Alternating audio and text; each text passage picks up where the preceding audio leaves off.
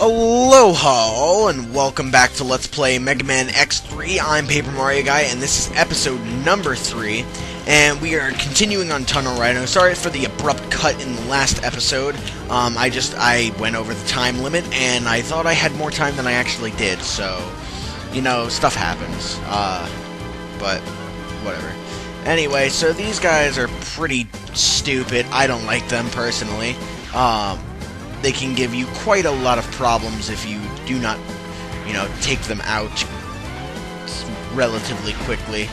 I'm going to try to take them out without taking too much damage, but there are no promises for that. Now, this is a sticky situation. Very, very sticky, actually. He's going to charge up. And we're going to try to not die from him.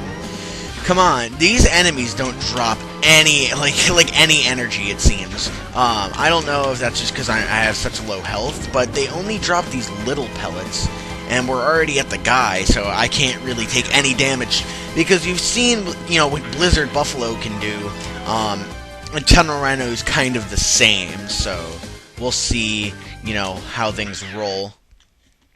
But, alas, here is Tunnel Rhino in a very square room, and wow, I already took damage.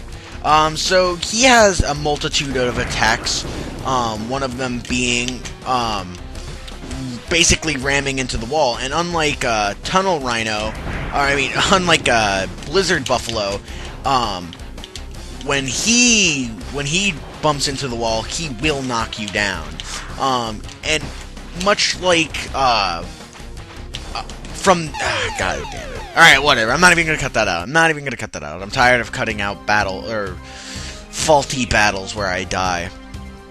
I just can't die this time, because if I do, then it's a game over, and I will be furious. But alas, we are going to take on Tunnel Rhino again. But you saw some of his attacks. He'll use that delayed,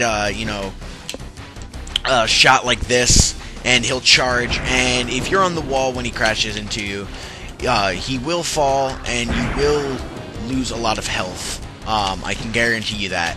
But just like, what's-his-face in the last game, Wire Sponge, he does this little, charge-up move that, makes him invisible. Invincible, not invisible. So you want to kind of avoid that. And I took some damage there at the end, but I really just wanted to kill him. So use Acid Burst, and he should be a piece of cake. And if you don't, then you might have some problem with him. But it's alright. So, yeah. Mega Man X3 is trucking on quite nicely. The thing about X3 that actually, to be honest, kind of turned me off is there's actually just, to me, there's almost too much to do in the game. And the problem with that is that majority of the things that you do in the game is backtracking. And I hate backtracking in video games, if I haven't told you, yet. Oh, okay. No, not a new episode, just a new recording session. Anyway, earlier in the episode, you just saw we defeated Tunnel Rhino, put him down, kaput, he's finished. And now we're moving on to Volt Catfish. Now, there's a certain eeriness about the sounds in this cutscene that I like, but on the overall, I don't like this cutscene. I think it's like, I don't know, it's kind of kiddie, and like right there, it just really, really is kiddie. And not to say kiddie's a bad thing, but Mavericks are supposed to be these like fearsome, they're not supposed to be like all the different like men and stuff from the classic series. They're supposed to be these vicious, take no prisoner kind of guys, and something like that just doesn't really scream, take no prisoners. I don't know, maybe that's just me, but I don't particularly like that cutscene, but whatever. Anyway, so I've been having quite a few problems with this stage. This is actually, I think, my third attempt at recording this, and this is one of the faults that I find recording live entails, is that with, recording, post commentary definitely allows you to kind of be more prepared and like just get the the successful runs and stuff that you have. Oh my god, if you don't stop, I'm going to just flip. It allows you to get the more successful runs and kind of skip some of the fail. And the thing is, with me and fail, it's certain games entail fail. Like you can show it, and you can redo it. And I've even shown some deaths in the X series, but generally I don't like to because it's just showing you the same thing over and over again. And I don't know, with the X series, I'm trying to be as proficient as I possibly can. Like I don't want these to be too long.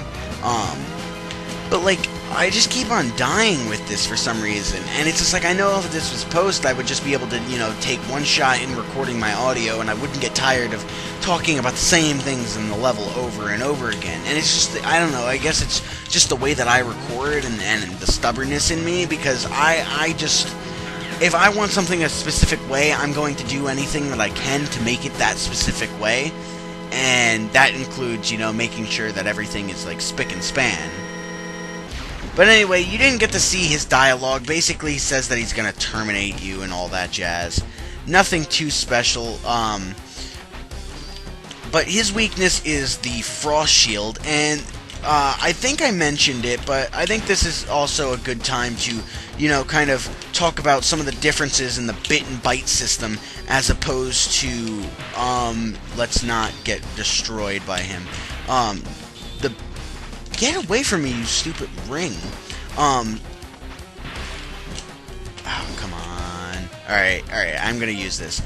But the thing with the bit and byte system is that when you use their specific weakness on them, they actually die. And they are no longer, available for fighting, and it changes the outcome of the end of the game. So you'll see, watch here. This Reploid's special abilities are too... No, it can't be. Or whatever that was. But basically, it destroys him in a way that he can't come back from. And because of that, that completely changes later on in the Doppler stages, who you'll fight as some of the bosses. And the reason I'm taking them out right now is because the thing is, when you take out the optional bosses in this game, you wind up getting a boss in his place, and it's easier to go back and face one boss over again rather than face two. So basically, that's why I'm doing this the way I am. But we're going to just keep on continuing with our trek through Volt Catfish's stage. I want some energy. I really would like some, because I get all sorts of nervous. Yeah, because I die at spots like that, and that's just never fun. But luckily it spawns us outside here, so maybe we can pick up some more, health and possibly fill up a sub-tank or something going into Volt Catfish, because Volt Catfish isn't, the hardest boss ever, but he does do a lot of damage, just like everything else in this game does, so you want to come, as prepared as maybe you can. But the problem that I've been having with this game so far is I like the game and everything, it's just I've been going through it so slowly, and I don't really like that. I'd like to be going a little bit faster than what I am. But I guess beggars can't be choosers, and as long as you guys are still enjoying it, I just have this, I don't know, this thing where it's just like, if I feel like I'm not doing as good as I think I can, I don't enjoy myself as much as I think I could, and I think it just honestly affects my overall work, and stuff like this happens where I'm spending time, talking about it rather than talking about the stage or the boss or random crap, and I don't know, I guess it's not all bad, but X3, I love the game. It just, I hate the fact that I'm not as familiar with it as I think I should be. As such a big, fan of at least the first 3 X games, I just feel like I should be a bigger fan. And you were supposed to jump on me, not over there. So, Volt Catfish is a lot like Toxic Seahorse in the sense that, he will jump around and, basically you want to have this type of weapon, the Tornado Fang, which stays in place, and he'll jump into it for you, so things aren't, as difficult, but you just want to make sure that he doesn't hit you, because he does do quite a bit of damage, and, can really mess you up, so, watch for it, because you really don't want to get, caught with some of these things. And when he starts doing this move is probably, not probably, but this is definitely his most devastating move, and he likes to do it a lot, so just keep on trying to hit him with this, because he'll jump in place, over and over again, trying to do it, so you can really catch him after he's, gets into this pattern. But yeah, the move that he's trying to do is pretty devastating, and really, really mess you up if you don't, take him out quickly, because, he is powerful, like I said. Unfortunately, I mean, we finished off, like, the end of Tunnel Rhino stage, and all of Volt Catfish. Still not going nearly as fast as I want to, because by episode 4 of X2, I had all 8 Mavericks done.